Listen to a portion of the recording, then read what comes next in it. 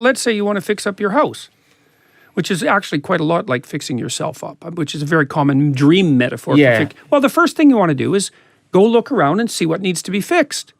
You know, and the interesting thing about that, and this is akin to what comedians do, is that as soon as you're willing to admit, comedians look at a problem and then rise above it right away and make a joke about it, but as soon as you're willing to admit that you have a problem, then you've immediately contacted the part of yourself that's at least strong enough to admit that you have a problem. And so as soon the act of admitting the problem is actually the first step to solving it. Yes. You might say, well, and it's an optimistic step, because you might say, oh my God, I can't admit that I have a problem, because what if I can't solve it? Well, exactly. So then maybe you won't admit to it. If you do admit to it, you're simultaneously admitting to the possibility that you could solve it. Yes. And then it can actually become something that's optimistic. You can say, well, my life is horrible. It's like, okay, but I'm doing 50 things wrong. Well, great, I could fix those things, and then maybe it wouldn't be so horrible. Need motivation? Watch a top 10 with Belief Nation. Hey, it's Evan Carmichael, and I make these videos because you are probably the most ambitious person in your circle, but you know you're capable of more. And you get that push by surrounding yourself with the best. So today, let's learn from one of the best, Jordan Peterson, and my take on his top 10 rules of success. Enjoy.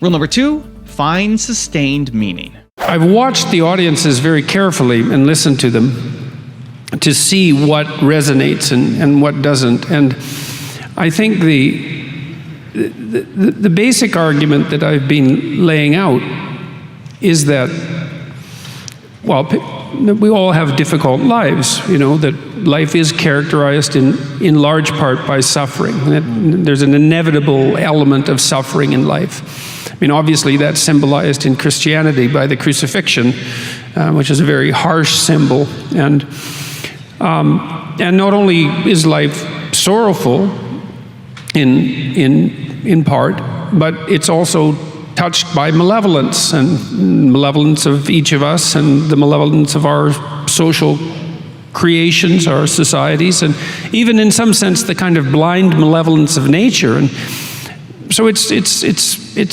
a demanding occupation to exist as a human being, and you need something to sustain yourself through that.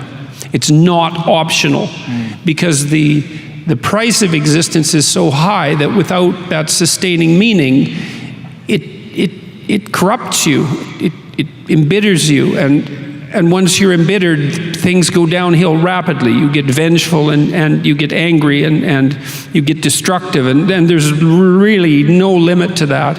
And I've been suggesting to people that the sustaining meaning that they can find in their life isn't to be found through happiness, let's say, because happiness doesn't work when you're not happy, when things have gone badly for you, even for accidental reasons.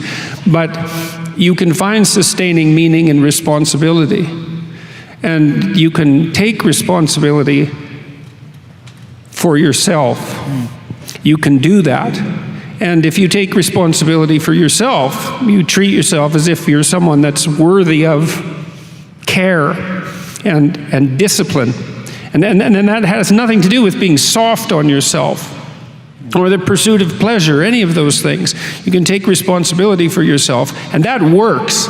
And then if you do that properly, you can take responsibility for your family. And then if you do that properly, you can take responsibility for your community, and you can continue to burden yourself voluntarily, let's say, with a greater and greater range of existential challenges.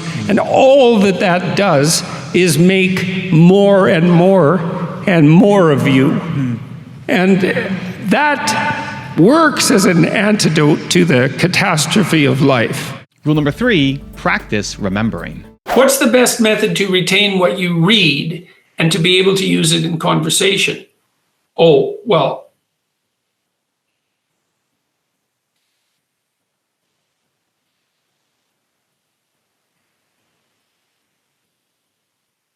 it's very difficult really to retain anything without recalling it. So look, if you encounter something and then you encounter it again, you can usually recognize that you've encountered it before. That's recognition memory. So it's an important form of memory. It's the memory that's associated with familiarity, but it's not the same as being able to use something exactly. It's a rather shallow form of memory, even though it's necessary. In order to be able to use something, you have to recall it. And this is also a very useful hint for studying. Like if you're studying and you have to remember, what you want to do is study, and then you want to write down what you just learned. So you read a paragraph, you close the book, and you write down what you remember. Or you read a chapter and you close the book and you write down what you remembered. Or at least you sit there and you try to remember, because the way you remember is by practicing remembering. Okay, so if you're reading and you want to use it in conversation, then you have to think about what you read. You have to put it in your own words. It's often helpful to close the book and write it down, or to associate it with some problem that you're currently trying to solve. You have to take the knowledge and make it your own.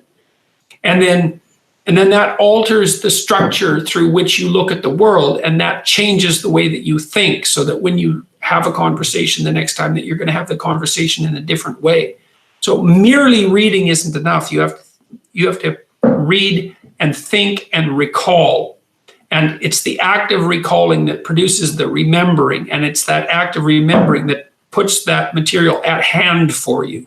Rule number 4, be humble. That's why humility is always stressed in great religious traditions. Humility is precisely that. It's like you have to look at why you're not so good.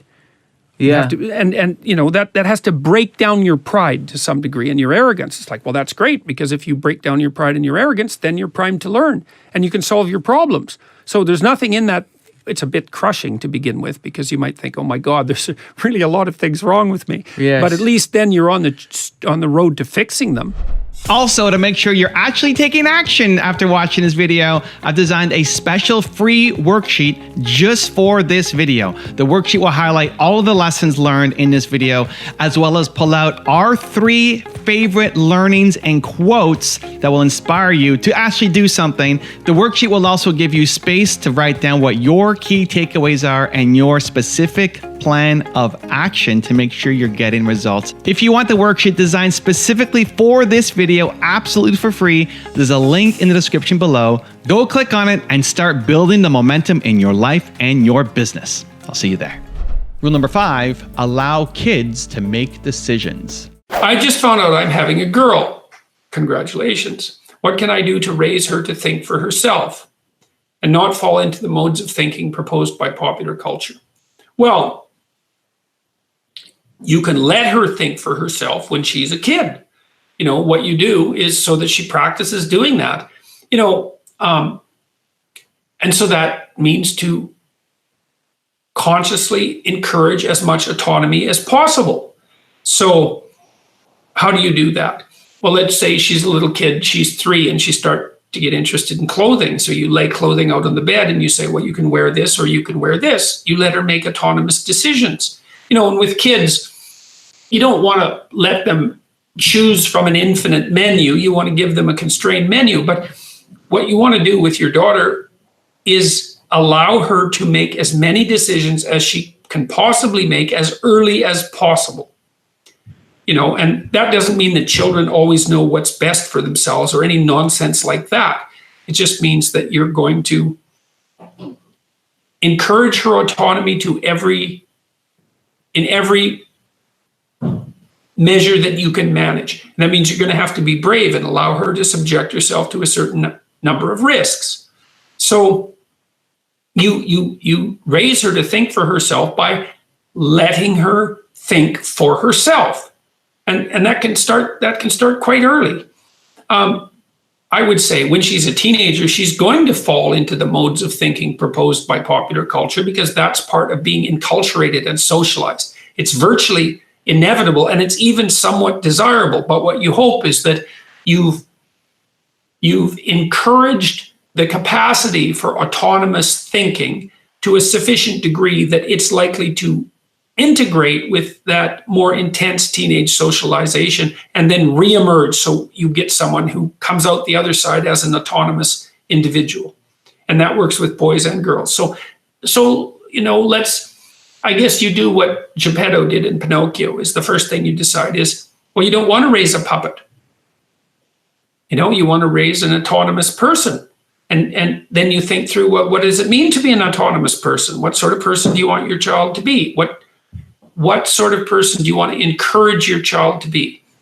And then having established that vision in mind, that's going to guide your choices, but at least you're making the right choices. You don't want someone who's dependent and whiny and cringy and more frightened than they need to be, and martyr-like and vengeful and malicious and manipulative and mendacious, all of those things. You want someone who can make their own judgments. And you can ask kids what they think pretty damn early. Like, you have to be careful and not push them beyond their capacity. But if you know your child, you'll be able to see what level of decision-making they're capable of engaging in. And then you would encourage them to mature as rapidly as they can. And that also means that you have to not allow yourself to fall too in love with the dependent and needy creature that your infant will be to fulfill your own emotional needs. You want to detach and encourage to mature as rapidly and as comprehensively as possible. And that will work. And some of that is negotiation with your child. You find out what they think. It's like, what do you think about this? What do you think about who should do the work in the house? How should we split it up? Like, they can be engaged in the decision-making process at a very early age. And part of that encouragement is going to be reflected in your implicit attitude that the child is a real person who's capable of imposing their will in a realistic sense in the world, on the world, and doing that in a competent and competent and confident manner. Rule number 6, embrace the challenges. I speak to my audiences seriously and pessimistically, in some sense, about part of the substructure of existence, the mortal side, the fragile side, but conclude, I would say, that there's more to you than there is to what faces you. And I believe that to be true. And then I'm encouraging people to attempt that. And I think part of the reason that the book has been perhaps particularly popular among men is because I don't think we do a very good job at the moment of encouraging men. We have this idea that there's something intrinsically oppressive about the patriarchy and about masculinity in general, and I think that's nonsense. I think that strong, honest, truthful, courageous men pursuing noble goals is of great benefit to everyone, male and female alike. Rule number 7, listen to your resentment. Resentment is a key human motivation, and I would say it's a great teacher. To listen to your resentment is one of the best things you can possibly do. You have to admit that it exists first, and then you have to admit to the fantasies that it's generating, and you have to admit to what you would regard as the way out of it. So that's all very difficult, because it means learning things about yourself that you probably don't want to learn. But resentment only means one of two things. It means either like shut the hell up, grow up, quit whining and get on with it. That's one thing it means. Or someone is playing the tyrant to you, might even be you, and you have something to say and do that you should say and do to put it to a stop. And so and resentment can show you the pathway to doing that. There's a meditation on resentment, and one of the principles that I extracted from that is, like, a resentful person wants other people to change.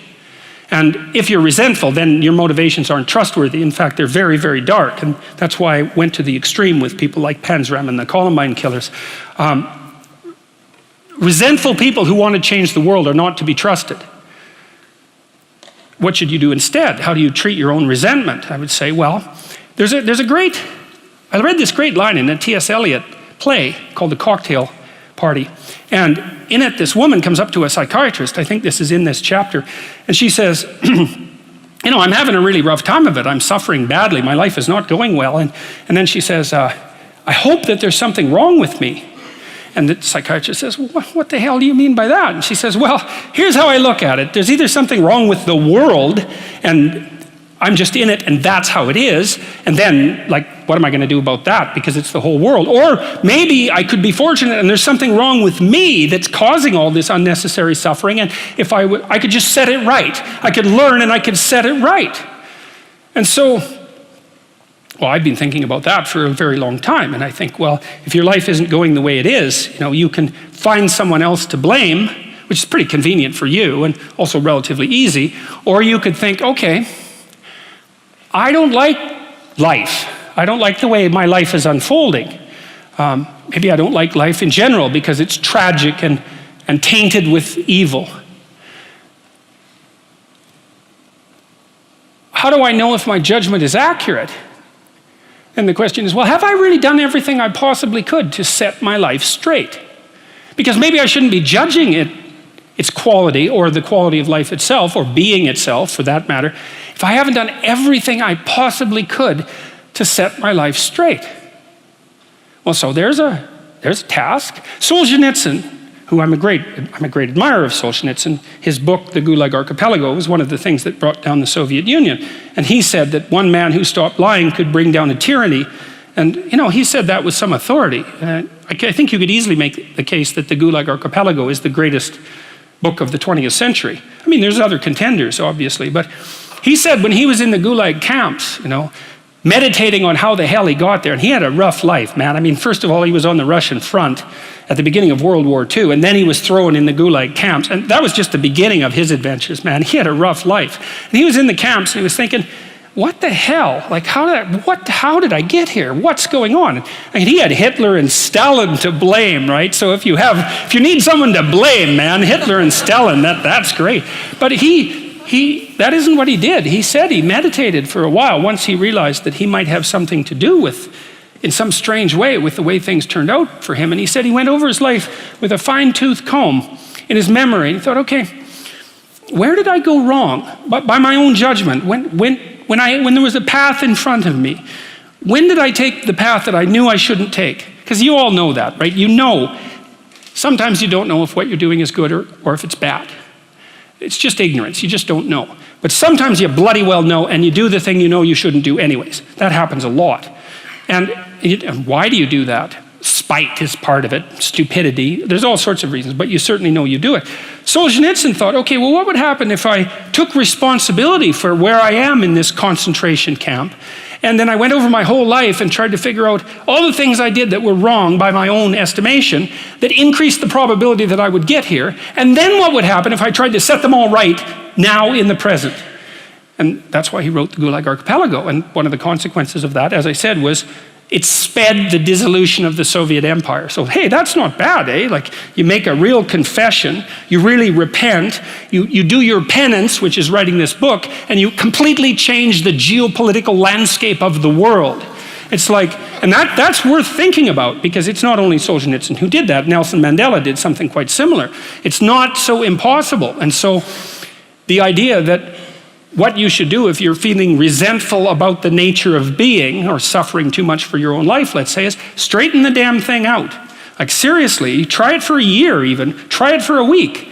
Try not doing the things you know you shouldn't do. Try not saying the things you know to be false. And just watch what happens. You might as well give it a shot. Rule number 8, confront the negativity. One of the things that happens in the Mesopotamian creation myth, the Enuma Elish, is that the gods are created, they're the offspring of chaos. That's a good way of thinking about it. And they become very careless, and they destroy their category system. They destroy their father, essentially, and chaos comes flooding back. And that's what happens to people who aren't looking at things and delimiting them properly. They become apocalyptic and do them in. So But sometimes in mythology, there is the positive confronting of the god, e.g. Prometheus. So sometimes we need to steal the fire. Sometimes we need to challenge these orthodoxies, don't we? Yes, absolutely. I mean, part of the death that you're describing is actually the confrontation with a form of tyrant. Like, your previously addicted self was the tyrant over your emergent self. Yes. And so it's an internal tyrant, and you said it was predicated on a false value system. That's a false set of gods, essentially. And so you had to confront that. That is a kind of death. Rule number 9, seek help.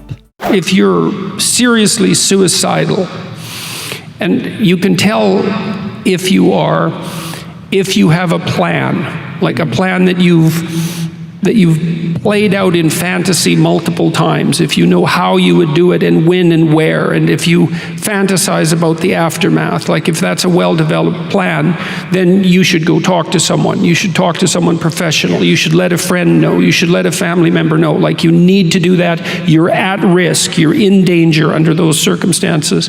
And rule number 10, the last one before some very special bonus clips, is have a plan. It's better to have a plan. You know, what's the idea? If you don't have your own plan, then you're the tool of someone else's plan. So that's probably not good, especially if you don't know what their plan is. So that's useful. You could do that. It took me a long time to understand why there's religious injunctions supporting humility, to even understand what the word really meant in that sort of technical sense. And it means something like this. It means what you don't know is more important than what you know. And that's a lovely thing to, then what you don't know can start to be your friend, you see. People are very defensive about what they know, and for the reasons we've already discussed.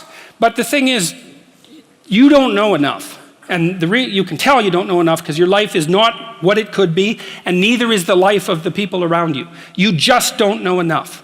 And so what that means is that every time you encounter some evidence that you're ignorant, someone points it out, you should be happy about that, because you think, oh, you just told me how I'm wrong. It's like, great. Like, maybe I had to sift through a lot of nonsense to get through the real message that you're telling me. But if you could actually tell me some way that I'm wrong, and then maybe give me a hint about how to not be wrong like that, well, then I wouldn't have to be wrong like that anymore. That would be a good thing. And you can embark on that adventure by listening to people.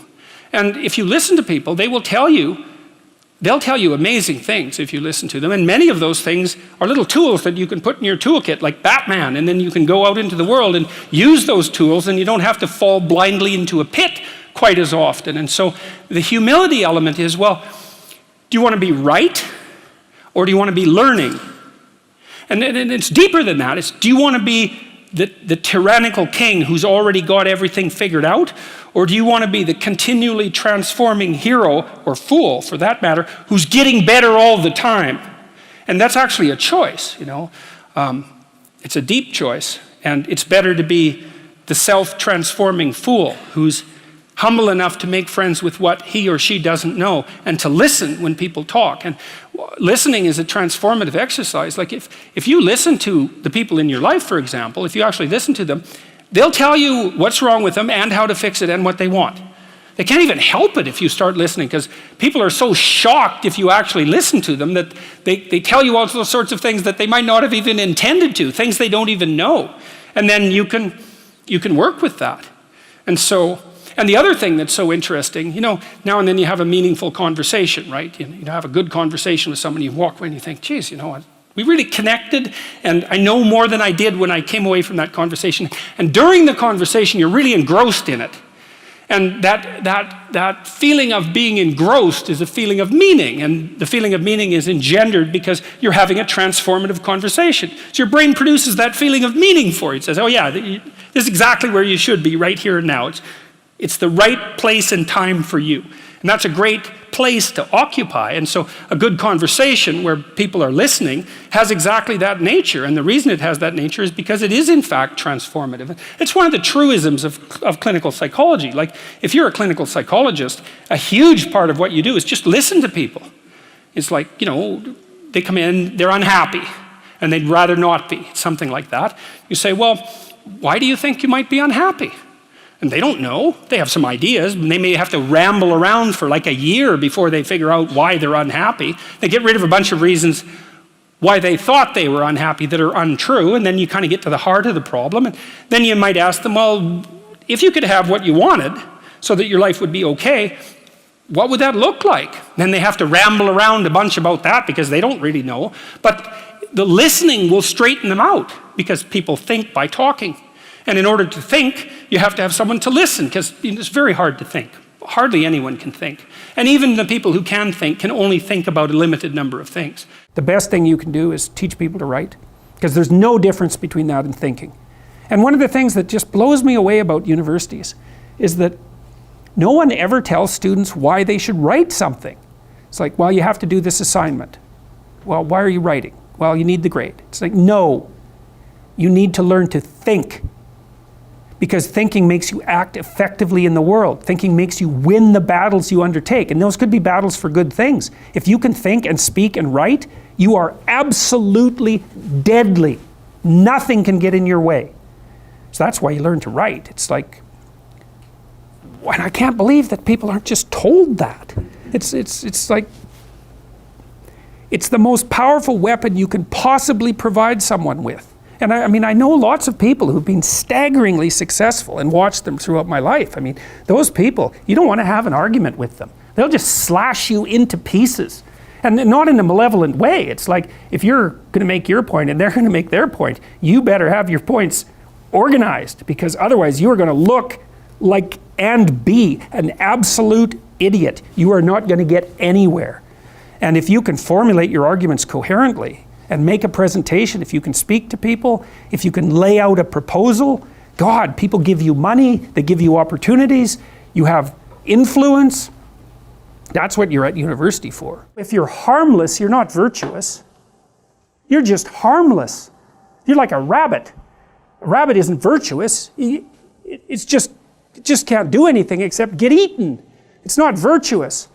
If you're a monster and you don't act monstrously, then you're virtuous.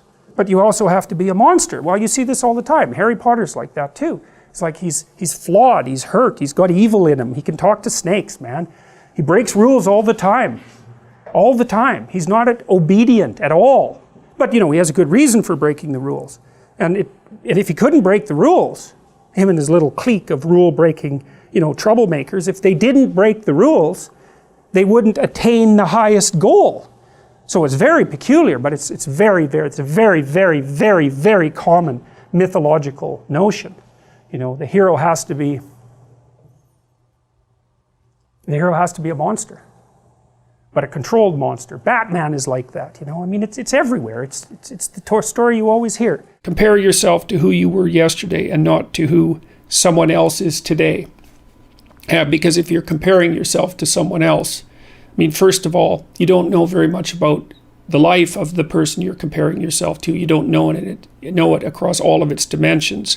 And second, people are very different, and so comparing yourself to someone else, it's kind of useful, I guess, when you're young, but as you get older and more singular and more particular, it becomes increasingly less useful. Better to compare yourself to a previous version of yourself and work for improvement in that way. I know you stated in the last lecture that the importance for setting aims in life and to kind of have goals to work towards, right? So my question was, how do you do that if you don't know where you want to go? Because that's kind of where I got stuck on your future authoring program. Okay, that's a good question. That's a really good question. This notion in the Old Testament that morality is following a sequence of prohibitions. There's a bunch of bad things you shouldn't do, and then basically you're good enough.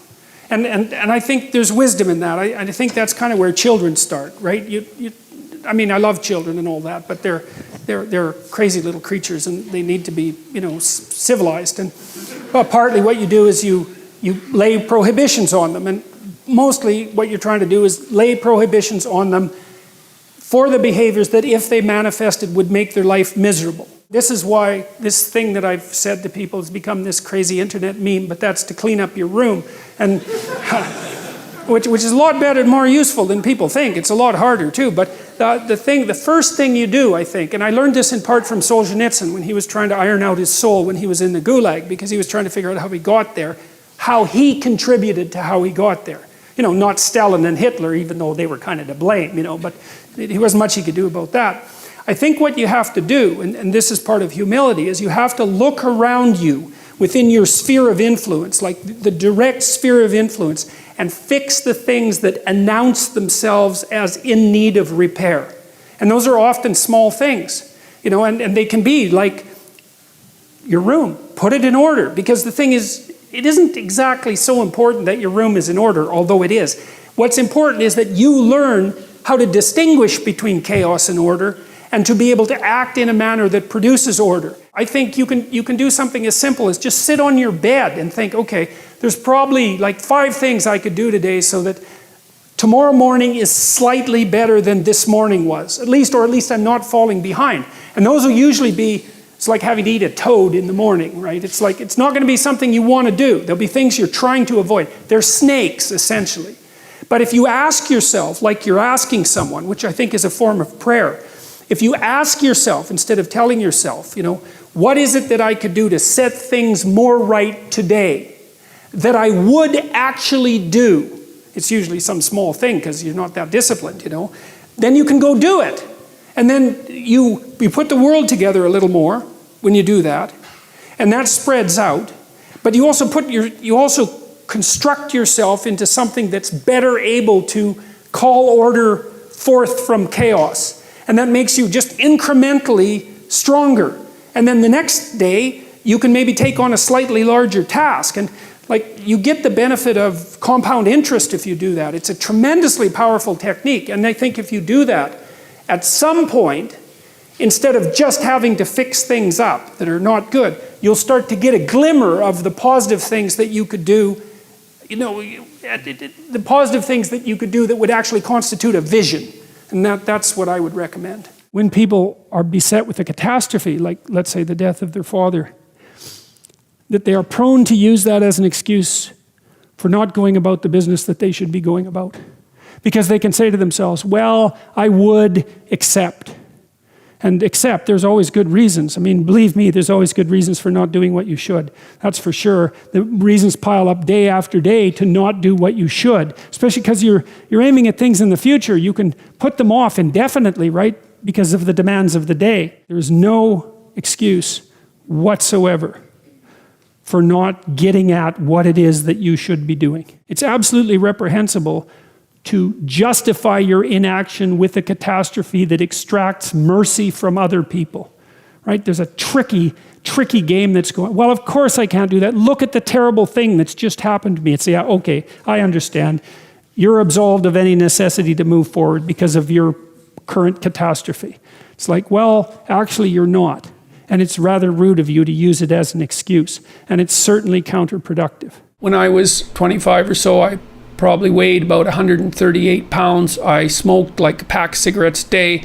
I drank tremendous amount of alcohol. I was from northern Alberta, this rough little town up in northern Alberta called Fairview, and you know, there were long winters there, and my friends were heavy drinkers, and most of them dropped out of school by the time they were 15 or 16, went off to work on the oil rigs, and you know, it was a rough town, and we drank a lot. I started when I was 14, and you know, and so I had a lot of bad habits, let's say, and things that were, and I wasn't in great shape physically, and I was also still intellectually obsessed by, as I am now, and so that would have been in 85. But I decided around then, about 85, 84, something like that, maybe a little earlier, that I was really going to try to get my act together. I had a fine time when I was a kid, but I needed really to get disciplined, and I had to do it because I was working on these hard problems that, you know, that I've been discussing with all of you, and I've been working on them really, you know, obsessively since I was probably about 18, maybe even earlier than that. And got to the point around 25 when I was in graduate school trying to get my PhD, doing all my research. Like, I published 15 papers by the time I graduated with my PhD, which was I think by a fairly large measure the most papers that any graduate student at that time had ever published at McGill. I think that's right. It might have been twice as many, or maybe twice as many, maybe even 3 times as many. And at the same time, I wrote Maps of Meaning, which was a terribly difficult thing to do, because I was writing about 3 hours a day doing that. And I couldn't do all that and continue with my misbehavior, you know, my sort of, what would you say, my hedonistic, my massive hedonistic consumption of alcohol and all of that. I just couldn't keep it up, and also work seriously on the issues that were at hand. So, you know, I had to stop. That's a sacrifice. I had to stop. You're actually tougher than you think. You never knew that. And maybe you didn't want to take on the responsibility because, you know, people play a role in their own demise, so to speak. When you had opportunity to go out and explore or withdraw because you were afraid, you chose to withdraw because you were afraid. So it's not only that you were overprotected often, it's that you were willing to take advantage of the fact that you were overprotected and run back there whenever you had the opportunity. You know, so maybe you're a kid in the playground, right, and you're having some trouble with other kids, and you know in the back of your mind, I should deal with this myself, but you go and tell your mom and get her to intervene. And you know that that's not right. You know that you're breaking the social contract, but it's easier, and so that's what you do. You run off to an authority figure and hide behind the great father, right, roughly speaking. Well, the problem with that is you don't learn how to do it yourself. So then you have to relearn it painfully when you're 40. So then you take people out. You say, well, what are you afraid of? Rank it from 1 to 10. So 10 is, make a list of 10 things you're afraid of. The thing you're least afraid of, we'll call number 10. So we'll start with that. Okay, well, I'm afraid of elevators. Okay, well, let's look at a picture of an elevator. Let's have you imagine being in an elevator. Let's go out to an elevator and let you watch the terrible jaws of death open, because that's how you're responding to it symbolically, right? And you're going to do that at the closest proximity you can manage. You find out, you go do that, it works. You're nervous as hell, especially from an anticipatory perspective. Shaking. You go out, you stop, you watch it happen, and you actually calm down. You do that 10 times and it no longer bothers you. Well, what you've learned that you didn't die, but more importantly than that, you've learned that you could withstand the threat of death. That's what you've learned. And then you move a little closer, and then you move a little closer, and then you move a little closer, and finally you're back in what's no longer the elevator from a symbolic perspective. It's a tomb, right? It's a place of enclosure and isolation. And you learn, turns out I can withstand that. And then you're much more together, much more confident. And that's often, one of the things that often happens in situations like that, I've seen this multiple times, is that if you run someone through an exposure training process like that and toughen them up, a man of renown, but he was old, but he was also willfully blind. And it was the combination of his age and his willful blindness that allowed Seth to chop him up into pieces and depose him. And so fair enough. It's brilliant, right? It's like, why do states fall apart? Because the structures get old and no one's taking care of them, and people have their eyes closed. And so it's the same situation. It's the same situation in the flood myths. It's like, well, yeah, things fall apart and they're going to flood, but if you were awake enough and you were on top of it, then you could continually stave that off. And actually, partly what you're doing, because you're alive, is staving off entropy. Like, you're an anti-entropic process. That's a really good definition of life. There's a great physicist named Erwin Schrödinger who wrote a book called What is Life? And that's the fundamental thesis of the book. You're always trying to stave off entropy. What's the best way to stave off entropy? Decay, chaos. Keep your eyes open. That's the rule. Shut your eyes, especially to things you know you should see, the flood comes. And that's the evil of man that's laid out in this story, because that's the worst sort of, perhaps it's not the worst. It's one of the primary sins, so to speak, that will bring about the flood. We already talked about the other things that characterized Cain's attitude. So,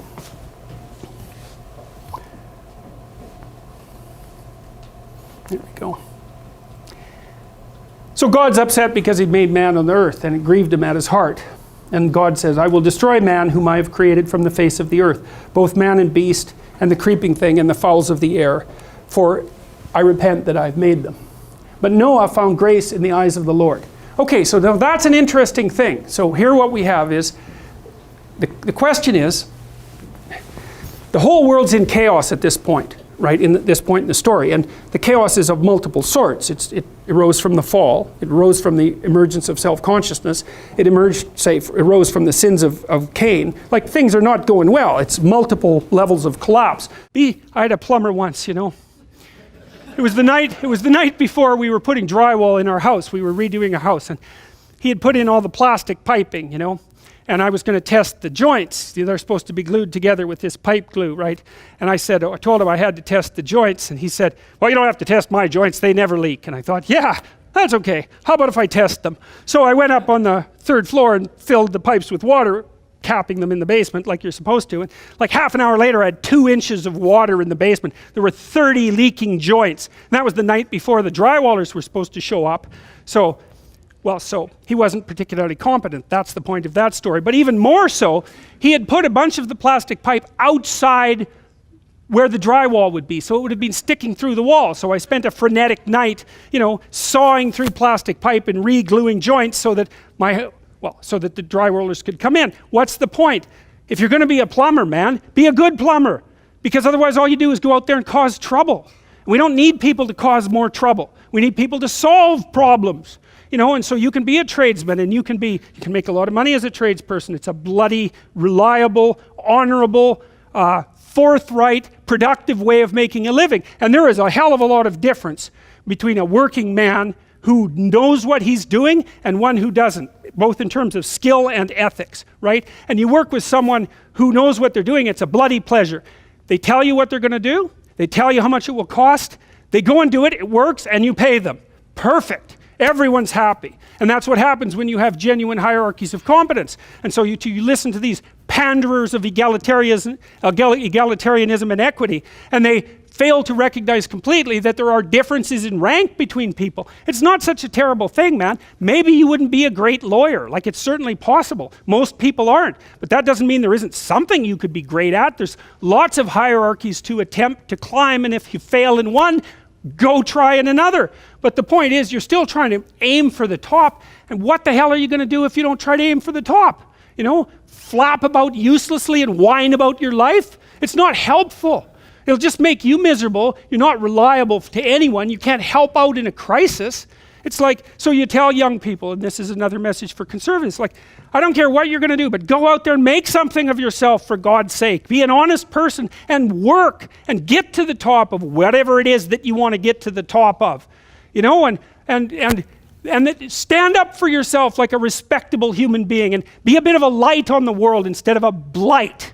You know, and you can tell young people that, and they haven't been told that by anyone now. And so the young men are so hungry for that it's painful to watch. They're so relieved when someone finally comes up and says, hey, you know, you get your act together a bit, discipline yourself, see if you can learn to tell the truth, concentrate on something for a year or two, you could be a bloody world beater. They think, really?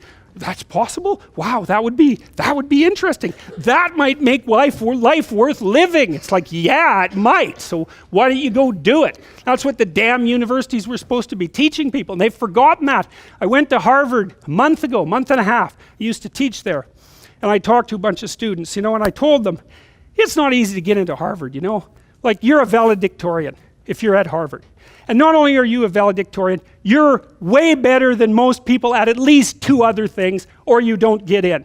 And so, like, I don't know what the acceptance rate is, like 5%, and believe me, not everybody applies, so it's a very selective school. And so why am I saying that? It's like, these are high quality kids.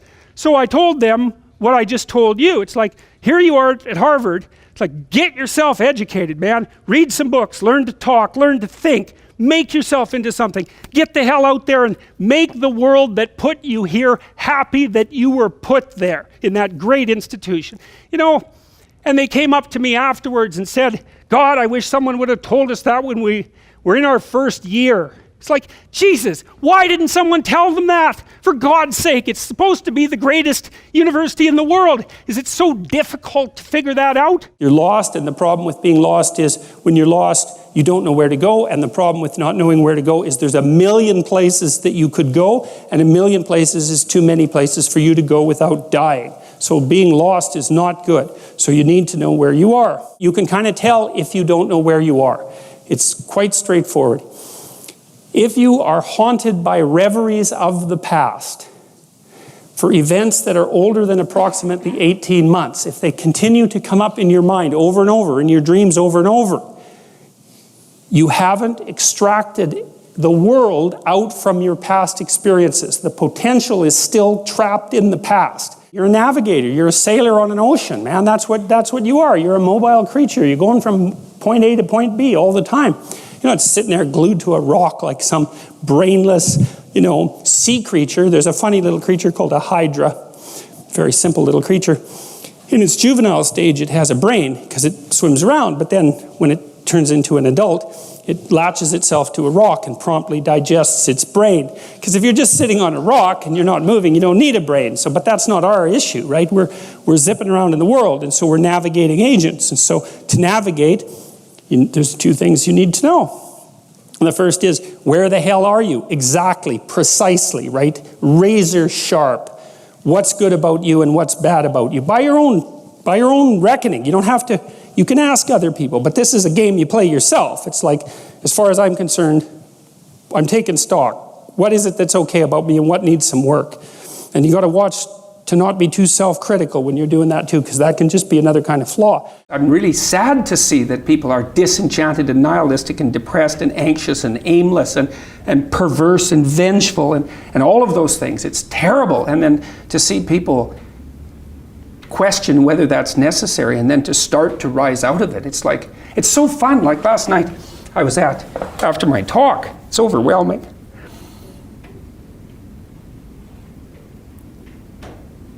I don't usually think about these things, but I was after my talk last night, and so all these people line up, and they have their 15 seconds with me, and they're kind of tentative. They're excited and attentive when they come up to talk to me, and then they have 15 seconds of time to tell me something. I'm really listening to them, and they're hesitant about whether or not to share the good news about their life. And I think it's often because when people share good news about their life, people don't necessarily respond positively. They don't get encouragement. And people need so little encouragement. It's just unbelievable. And so they'll tell me something good, and I think, that's so good. Somebody says, I'm getting along way better with my father. I hadn't seen him for 10 years, and now we get along. It's like, God, great. Yeah. And then the power of that, you can't overstate the power of that for individuals to get their life together. The individual is an unbelievably powerful force, and every single person who gets their act together a little bit has the capacity to spread that around them. It's a chain reaction. One of the things that's really interesting about the Old Testament is that, and the Jews in the Old Testament, is that they don't take the path of Cain. Every time they're walloped by God, which is like fairly frequently, they say, we must have done something wrong and we have to set ourselves right. And that's an unbelievably heroic attitude, because that's the alternative to cursing fate.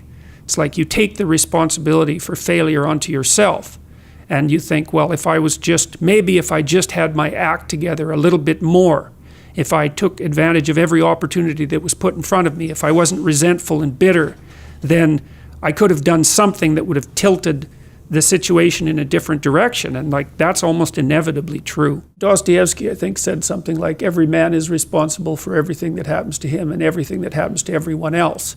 And it's a crazy statement, right? It's a crazy statement. And he was a pretty extreme person in many, many ways. But there's a level at which that's metaphysically true, because what happens is that it's failure to act often that's the most catastrophic. It's to not do the right thing when the situation presents itself, and it's very specific. You're constantly in situations where you could do the right thing if you were willing to take a risk that's actually of relatively moderate size. And you know that you could take the risk, and you know that you should take the risk, and you don't. And that happens to people all the time. And then what happens is the thing that they didn't oppose grows a little bit, and they shrink a little bit. And that starts a loop, hey? I notice that there's always a group of my friends who always criticize what I'm saying and not even try to understand where I'm coming from. And I've always wondered how to deal with that. I mean, I want to listen to what they're saying, but they're not understanding they're not trying to listen to what I'm saying. So what would you do in that situation? I'm going to answer that very briefly. Okay. There's a line in the New Testament that's relevant to that. Do not cast pearls before swine. And what that means is that if people are not listening to you, stop talking to them. And that is the best piece of advice that I can give you. And what happens is that if you stop talking to people who aren't listening to you and start watching them instead, they will tell you what they're up to. But so if you have things to say them, but you find people that will listen, talk to them. The ones who aren't listening, pull back. Because you're devaluing what you have to say by offering it to an audience that does nothing but reject it. And that's a good guideline to life in general. So pull back. Psychologists have been, not all psychologists obviously, but the psychological profession is neck deep in this pathology, has been beating the self-esteem drum for 50 years. Oh no, you're okay, you should feel good about yourself. Like, you're fine the way you are. It's like you think, well, that's a calming message for people. It's like, no, it's not. It's not at all. And I watch my audiences, it's like, it's full of people in the audience who think, I'm suffering a lot more than I think is tenable. A whole bunch of it's my fault. My life is not in the order it should be. I know I'm doing 50 things wrong. It's like, what the hell's wrong with me? What's wrong with the people around me? This is really serious. And some, well-meaning person comes up and says, you're okay just the way you are. It's like, no one wants that message. It's like, no, I'm not okay the way I am. I'm not okay at all the way I am. I know that. And so, when I'm speaking when I'm speaking now, I say to people, well, you're nowhere near what you could be. That's the positive message. It's like, yeah, you're a mess, but you don't have to stay that way. If you're a mess, you know it. Obviously, you're suffering away like so much you can barely tolerate it. It's like, that's okay. You can do something about it. If you're hungry and you eat, well, that's good, but it's over, and then you're on to the next thing, right? It's not exactly sustaining, it's just necessary. That's called consumatory reward, by the way. This other reward system is incentive reward. And the incentive reward system works on dopamine, this neurochemical dopamine, which is also the neurochemical tracks that opiates and cocaine and amphetamines, the drugs that people really like to abuse, alcohol often for some people, activate. And so you might say if you don't have enough meaning in your life, then you're more prone to addiction. And that's definitely the case, even with rats. If you take a rat and you put him in a cage by himself and he has nothing to do, and then you give him access to cocaine, he'll get addicted to the point where he won't do anything but take cocaine. But if you throw the rat back in with a bunch of other rats and he gets to do rat things, then it's very hard to get him addicted to cocaine. And so the purposeless rat is prone to addiction. Well, it's the same with human beings. Now, here's a corollary to that, which is really cool. So the magnitude of the reward you experience as you're moving towards a goal is proportionate to the importance of the goal. So that means the more important the goal you pick, the more possibility there is for the kind of reward, let's say, it's really a state of being that is life-affirming. And it is directly life-affirming in that, like if you're in a football game and it's an important football game and maybe you break a finger, and normally that's a problem. It hurts and you're going to stop doing whatever you're doing. But if you're right in the middle of the game, then you'll be so amped up on this reward system that it's analgesic. It stops the pain. It also suppresses anxiety. So if you have a purpose, then it's analgesic. It takes some of the pain out of life. It's very positive in that it motivates and energizes you and focuses you and makes you able to remember and pay attention. And it quells fear. And so those things are all direct. And so then you might think, well, what's the best possible goal? Well, and that's the purpose, I would say, of religious training and philosophical training. It's like, just what the hell are you doing in the world? Tell the truth, or at least don't lie. Yeah, well, it's not that easy to tell the truth because who knows about the truth, but you can learn not to say things that you know to be false. And if you stop saying things that you know to be false, then your life will improve a lot. It simplifies it, and it puts you in alignment with reality. And you should be in alignment with reality because there's a lot more of it than there is of you. First of all, you have to treat yourself like you matter, because if you don't, then you don't take care of yourself, and you become vengeful and cruel, and you take it out on people around you, and you're not a positive force. None of that's good. So you suffer more, and so does everyone around you. And there's a malevolence that enters into it. None of that's good. So that's what happens if you don't treat yourself like you matter. And then, well, what happens if you don't treat other people like they matter? Well, you lie to them, you cheat them, you steal, you enter into impulsive relationships with them. They can't trust you. That doesn't go anywhere. They don't like you. You end up alone at best and maybe like incarcerated at worst. Like that doesn't work. And so you watch the people around you who thrive, regardless of what they say. They act out the proposition that everyone matters. And then you have a functional society. And I think, okay, well, if when you act out the proposition that everyone matters, you have a functional society, maybe that's evidence that that proposition is true. It's like, I think it's true. If you're failing repeatedly, then there's probably something wrong. It's possible that there's something wrong with the way that you're conceptualizing the world, because you have a choice, right? If you keep making sacrifices and they don't work, there's a binary choice, and one is, well, there's something wrong with the structure of reality, and the other is there's something wrong with your approach. And so then you might say, well, let's take the first idea, there's something wrong with the structure of reality. It's like, you're really going to say that, are you? You're really going to come out and say, I know enough to judge the nature of being. And then the alternative is also quite frightening, because then, it's you that's making the mistakes, and you might be wrong at a really deep level, and that might mean that a lot of you has to burn off and be transformed. Maybe even things about yourself that you think are admirable and that you like, because your position, your self-conceptualization is so warped and wrong. And that's really daunting. But, when people set themselves up as the judge of being, I've written about this a fair bit in my new book, which is called 12 Rules for Life. When people set themselves up as the judge of being, then they take on what can only be described as a kind of satanic arrogance, because they've actually taken to themselves the moral right to criticize the structure of existence itself. It's like, you better be careful when you do something like that. There's another rule in my book, which is Rule 9. Assume that the person that you're listening to knows something you don't.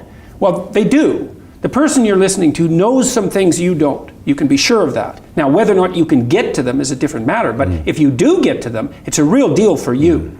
That's why you want to listen to the other person's arguments, is because you're not everything you could be. You don't know the pathway forward with as much clarity as you could. And it's possible. This is one of the wonderful things that I've had the privilege of experiencing as a clinician. Because people, it's like I live inside a Dostoevsky novel as a clinician. People come in and they tell me about their lives, and I listen to them, and they tell me things that are just absolutely beyond belief, And I learn from my clients constantly. They're telling me honestly about their experience. They tell me things they wouldn't tell anyone else, because I actually listen to them. But part of the reason I listen is because I'm desperate to listen. It's like, there's a possibility I'm going to do something stupid in the next 5 years that's going to be like fatal. And there's some small possibility that if we have a decent discussion, that you'll tell me something that will eliminate some of my blindness so that I don't have to fall into that particular pit. And if you have a good sensitivity for the depth of the pit, then you're pretty bloody motivated to avoid it. And so, and that dialogue is it's dialogic, it's dialogos, right? It's shared logos. It's the way that we redeem ourselves mutually moving forward. I like this one, and I think, this is very clearly what you do. Be precise in your speech. So in Genesis, one of the things God has Adam do first. So God makes the world by speaking. Okay, so that's the first thing to think about. You're supposed to think like in a sophisticated way about this. The idea is that there's some integral relationship between communication and the structure of being. It's part of the role that consciousness plays in the world, whatever that role is. Language takes the chaos and makes it into things. And so God has Adam name all the animals. They're not even really real until they have names. Now, they're more implicit. That's another, here's an example. Let's say that you're having a rough patch in your relationship and you don't know why. It's unnameable. Is it real? Well, yeah, it's manifesting itself in a physiological discomfort. Then you talk about it and you name it. It's like, it goes from this blurry thing that's kind of potential, it goes snap, and then it's this thing, right? And then that's a horrible thing. It's like a little poisonous thing, but it's not a whole foggy cloud of potential poison. It's like this little sharp poison thing. And then you think, okay, it's real. It's a little monster, but it's not, it's little at least. And now probably we can do something about it if we can admit to it. So it's this precision that specifies. And like, so this is a little bit of the Voldemort effect, right? Since you're a Harry Potter guy, they wouldn't name him. Right. This is the problem. Right. We got to name him first. Oh yeah, you got to name him first. Absolutely, because the unnameable is far more terrifying than the nameable. You see that there was a great Blair Witch Project, terrifying movie. Oh, I thought it was scary. brilliant. Yeah. Well, it's unnamed.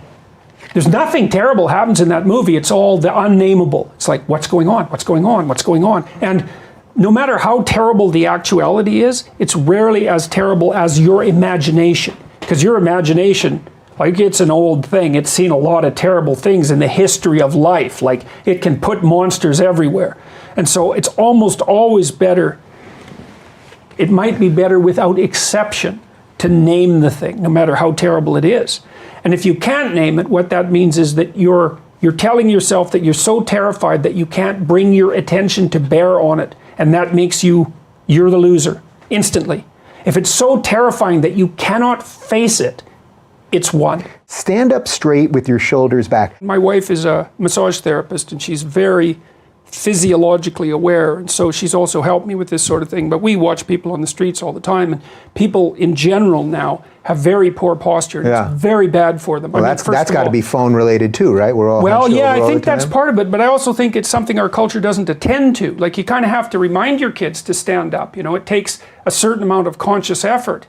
But yeah, in that chapter, I talk a lot about lobsters, which I kind of have an affinity for lobsters, and because they, well, the short story is that when a lobster loses a fight, because they're fighting all the time for dominance, let's say, in their hierarchies, he kind of crunches down, so he looks smaller. When he wins a fight, he stretches out, looks bigger, and so he's signaling to other lobsters the tally of his victories, let's say. So if a lobster has won a fight, he's more likely to win the next fight than you would calculate from having a tally of all his previous defeats and victories. And if he loses a fight, then he's more likely to lose the next fight. So that's that Matthew principle at work. Okay, so you think, well, so what? So what does that have to do with anything? It's like, okay, here, part of the kicker is, well, the lobster runs on serotonin, neurochemical. And if the lobster loses, the serotonin levels go down, and if he wins, the serotonin levels go up. And when the serotonin levels go up, he stretches out, and he's a confident lobster. And one of the consequences of that is if a lobster loses a battle, and you give him the equivalent of antidepressants, then he stretches out and he'll go fight again. So antidepressants work on lobsters. Right. And you think, well, who cares? It's like, no, you don't get it. We diverged from lobsters from an evolutionary perspective 350 million years ago, and it's the same circuit. It's absolutely unbelievable. And that shows you how deep inside you, how basic, how primordial that circuit is in you, that's sizing other people up and looking at where they fit in the hierarchy. Well, with human society, it's more like hierarchies of competence than dominance per se. And like, if your serotonin levels fall, you get depressed, you crunch forward, and the whole, everything around you turns cloudy and black, and then you're inviting more oppression, right? And so you get into this bad loop, you know, and so it's really important to, if you're trying to get your act together, it's really important to stretch yourself out and sit up properly, because it's part of the psychophysiological loop that can start you on the upward curve. There is no faith and no courage and no sacrifice in doing what is expedient. What do you say to those viewers that don't pursue their dreams and are locked in their careers because they are too afraid to take risks and pursue something meaningful? Well, the first thing I would say is, well, you should be afraid of taking risks and pursuing something meaningful. But you should be more afraid of staying where you are if it's making you miserable. It's like the first thing you want to do is dispense with the idea that you get to have any permanent security outside of your ability to contend and adapt. It's the same issue with children. It's like, you're paying a price by sitting there being miserable. And you might say, well, the devil I know is better than the one I don't. It's like, don't be so sure of that. The clock is ticking. Yeah, but And if you're miserable in your job now and you change nothing, in 5 years you'll be much more miserable and you'll be a lot older. But isn't it So- a luxury to pursue what is meaningful? Our viewers have mortgages, they have children, Yeah. they have payments and loans. It's a Well- luxury to pursue because we lack the resources. Well, I don't remember now, I'm not talking about what makes you happy. It's a luxury to pursue what makes you happy. It's a moral obligation to pursue what you find meaningful. And that doesn't mean it's easy. It might require sacrifice. If you need to change your job too, let's say you have a family and children and a mortgage, you have responsibilities. You've already picked up those responsibilities. You don't just get to walk away scot-free and say, well, I don't like my job, I quit. That's no strategy. But what you might have to do is you think, well, this job is killing my soul. All right, so what do I have to do about that? Well, I have to look for another job. Well, no one wants to hire me. It's like, okay, maybe you need to educate yourself more. Maybe you need to update your curriculum vitae, your resume. Maybe you need to overcome your fear of being interviewed. Maybe you need to sharpen your social skills. Like, you have to think about these things strategically. If you're going to switch careers, you have to do it like an intelligent, responsible person. That might take you a couple of years of effort. I've dealt with hundreds of people in my clinical and consulting practice, and we set a goal, we develop a vision, and work towards it, and things inevitably get better for people. So it's not a luxury, it's difficult. It's a moral responsibility, and it isn't happiness. It's not, the pursuit isn't for happiness. The first way in which you captured the world's attention was at university, and that's what I want to talk about now, Yep. because the C-16 law in Canada was being proposed. Contextualize for us what it is precisely that you were opposed to in that. Yeah, well, Bill C-16 purported to do nothing but extend human rights provisions to an excluded group, let's say, to the transgender and non-gender binary types, and that was the federal legislation. It also made it a hate crime to discriminate or harass, essentially. So now then the question is, well, what exactly do you mean by discriminate or harass? And why exactly is that a hate crime under the criminal code? Well, there was an answer to that. The answer was, well, this bill will be interpreted in light of the policies generated by the Ontario Human Rights Commission, very large set of policies. Now, the Ontario Human Rights Commission is a radically leftist organization. I think it's the most dangerous organization in Canada, although you could debate that. And they set all sorts of policies about how this legislation was going to be interpreted, and the federal government linked to their website to state that Bill C-16 would be interpreted in light of those guidelines. So I went and read all the policies. Well, one of the policies was that if you didn't use the preferred pronouns of a given group, that you could be charged essentially with a hate crime. And I thought, no, Which that's given group is that? You're talking about transgender people. Yeah, and so there's all these pronouns that have come up. There's 70 different sets of pronouns approximately to hypothetically describe people who don't fit anywhere on the gender spectrum, which is also something that I don't really understand. I don't understand that conceptually. We'll come to that, but I just want to hear the story of this bill first. Okay, so now a person is compelled under Canadian law to use the pronoun of another individual's choice on pain of law. And I thought, well, no, that's not acceptable. It's one thing to put limits on what a person can't say, like say with hate speech laws, which I also don't agree with, by the way, but that's a different argument. I think it's a narrower argument. But to compel me to use a certain content when I'm formulating my thoughts or my actions under threat of legislative action, I thought, no, what's happened there is the government has introduced compelled speech legislation into the private sphere. It's never happened in the history of English common law. And so I said, there's no way I'm abiding by that. I don't care what your damn rationale is. We're compassionate. It's like, no, you're not. No, you're not. You're playing this radical collectivist left-wing game. You're trying to gain linguistic supremacy in the area of public discourse. You're doing that using compassion as a guise, and you're pulling the wool over people's eyes. We're built for struggle, us human beings. You're not after the bubbles of bliss that Dostoevsky described in Notes from Underground. We're built to contend with the world. We're built to contend with reality. You want a challenge, and the best way that you can take on a challenge, because a challenge fortifies you. So you don't want to be secure, you want to be strong. And you get strong by taking on optimal challenges. And so you lay out your destiny in the world, and you take the slings and arrows of fate, and you make yourself stronger while you're doing so. And you might fail, and fortune might do you in, but it's your best bet. And people have have extracted unbelievable successes out of catastrophic failures. And I'm not saying that in a naive way. I know perfectly well what happens to people. You're doing fine in life and then you get cancer. And then 6 months later, you're dead. And all the heroism in the world isn't going to save you at that point. But that's not the point. That's not the point. Life is bounded by mortality. But that doesn't mean that you don't get out there and contend. And you develop by contending. And you minimize the net amount of suffering in the world. And that's something, man. That's something to do. Compare yourself to who you were yesterday and not to who someone else is today. Because if you're comparing yourself to someone else, first of all, you don't know very much about the life of the person you're comparing yourself to. You don't know it across all of its dimensions. And second, people are very different. And so comparing yourself to someone else, it's kind of useful, I guess, when you're young. But as you get older and more singular and more particular, it becomes increasingly less useful. Better to compare yourself to a previous version of yourself and work for improvement in that way. Life is difficult, and you cannot protect your children.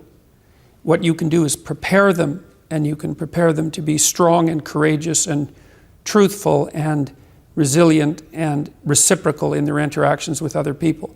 And that means you equip them for what life will be, which is at minimum a series of difficult challenges, and often more than that, because of course people go through very difficult times in their lives. And a resilient person is capable of standing up to things in the face of fear and moving forward voluntarily, convinced of their own competence and ability to prevail. And so your primary goal as a parent, apart from facilitating your child's social desirability, which is a major obligation on your part, is to encourage your children and I mean that literally, to instill in them a sense of courage in the face of the difficulties of life, and not to protect them from that.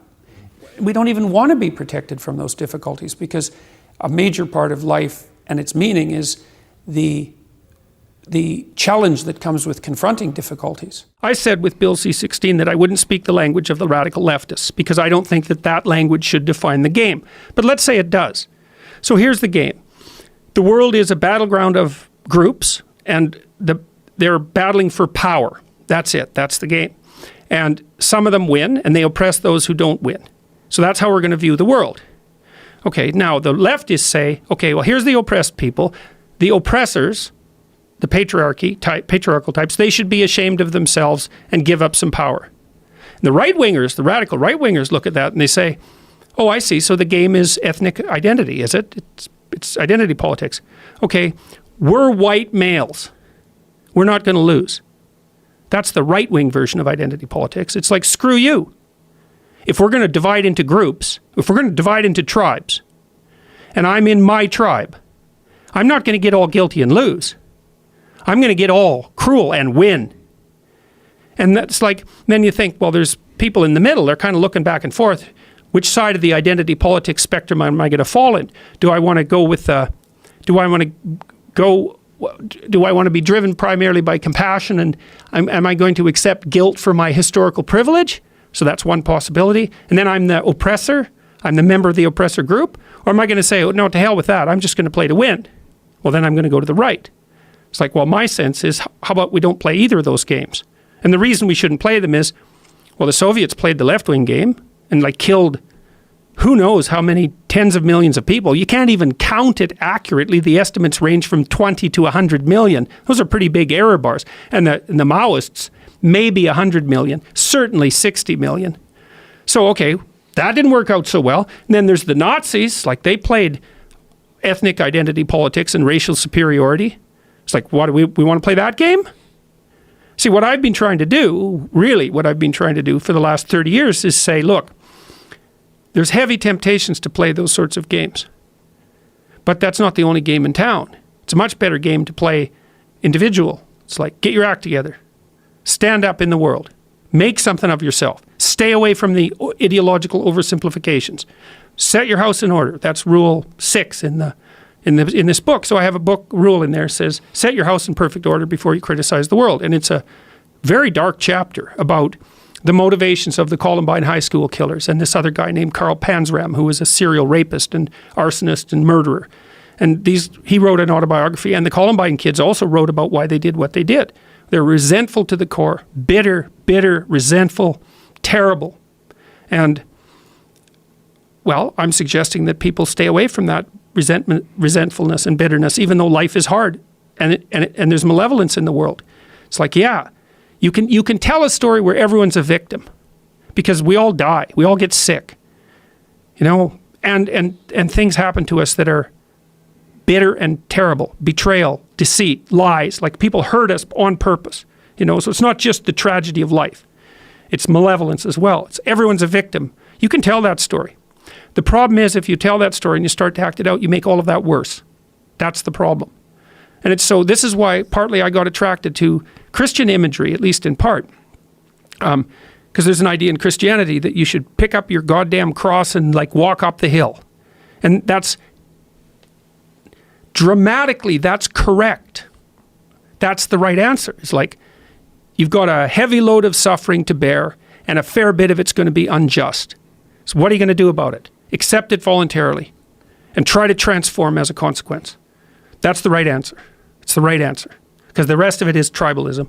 And we're too technologically powerful to get all tribal again. You're known for providing advice to young men online, many of whom are listening to your messages.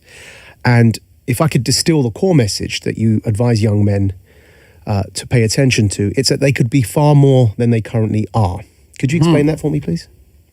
Well, people have an unspecified potential for development, educationally, obviously, with regards to the skills they have, but also in relationship to their character. And it's much more encouraging for people, I think, to concentrate on who they could be rather than who they are, especially when they're young, because they still have most of their life ahead of them, and they're not everything they could be yet.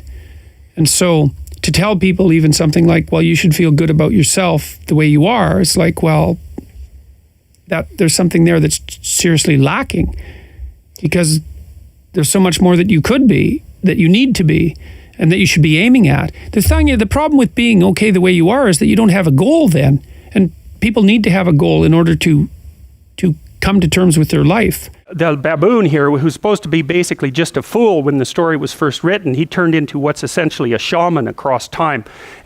So he represents the self from the Jungian perspective. Now, the self is everything you could be across time. So you imagine that there's you and there's the potential inside you, whatever that is, you know. And potential is an interesting idea because it represents something that isn't yet real, yet we act like it's real. Because people will say to you, you should live up to your potential. And that potential is partly what you could be if you interacted with the world in a manner that would gain you the most information, right? Because you build yourself out of the information in the Piagetian sense.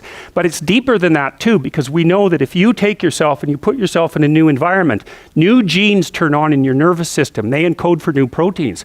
And so you're full of biological potential that won't be realized unless you move yourself around in the world into different challenging circumstances, and that'll turn on different circuits.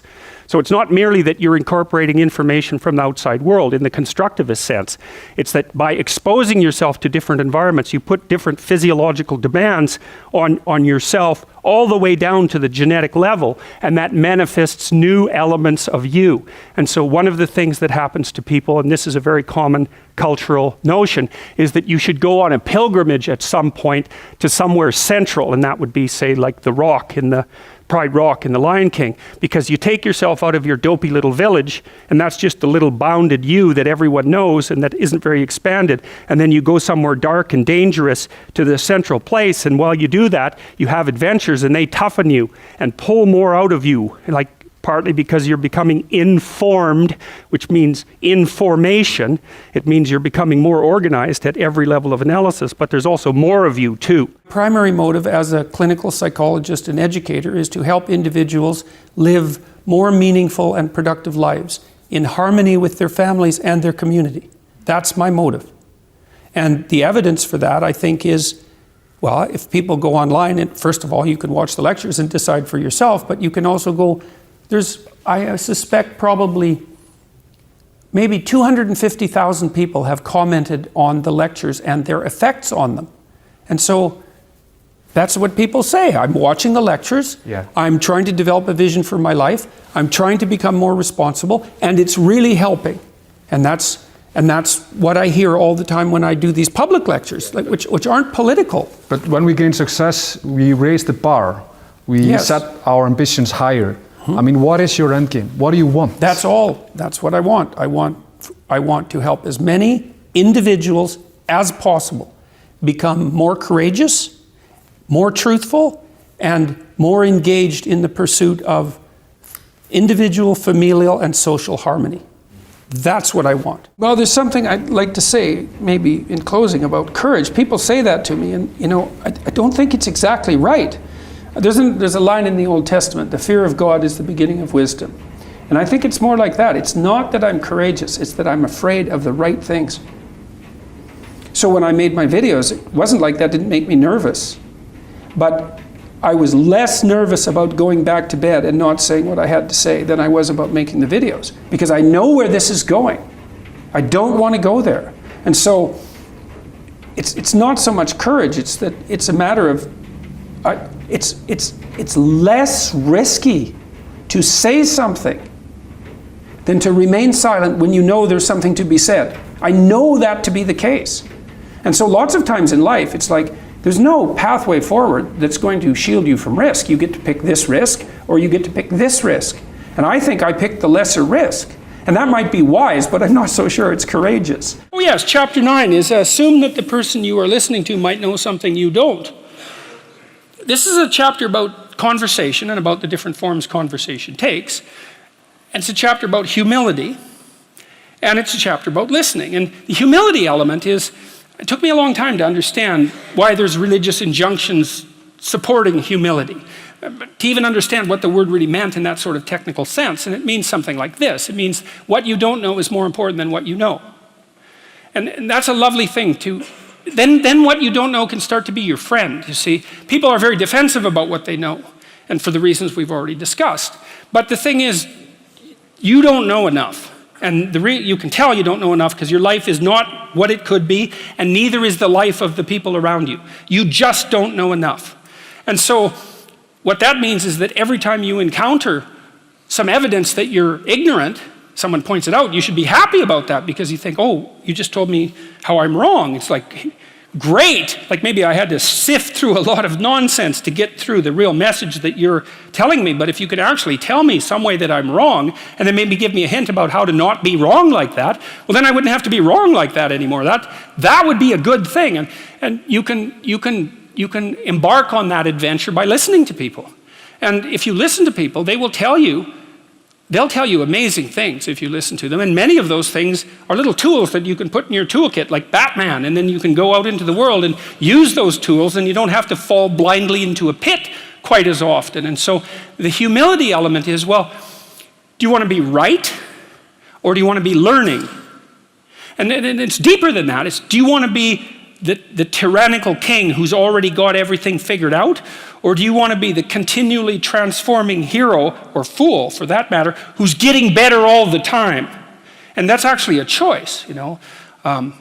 It's a deep choice, and it's better to be the self-transforming fool who's humble enough to make friends with what he or she doesn't know, and to listen when people talk. And listening is a transformative exercise. Like if you listen to the people in your life, for example, if you actually listen to them, they'll tell you what's wrong with them and how to fix it and what they want. They can't even help it if you start listening, because people are so shocked if you actually listen to them that they tell you all sorts of things that they might not have even intended to, things they don't even know. And then you can work with that.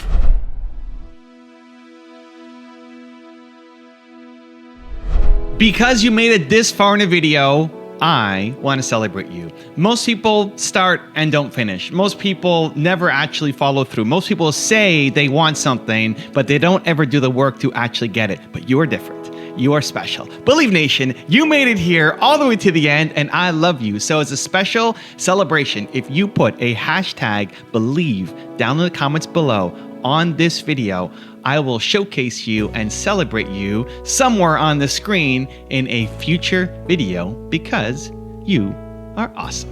If you want 10 more amazing rules from Jordan Peterson, check the video right there next to me. I think you'll love it. Continue to believe, and I'll see you there. A lot of people don't read because they're afraid of books. The books aren't their friend. So you might want to get a few books and kind of make them your friend. You can start with simpler books.